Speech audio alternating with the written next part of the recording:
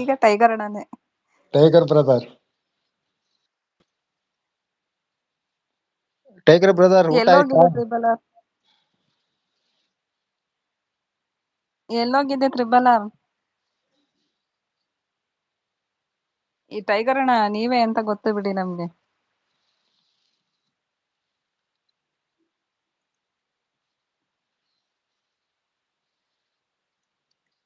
ಉತ್ತರನೇ ಕೊಡ್ತಾ ಇಲ್ಲಪ್ಪ ಇಬ್ರುನು.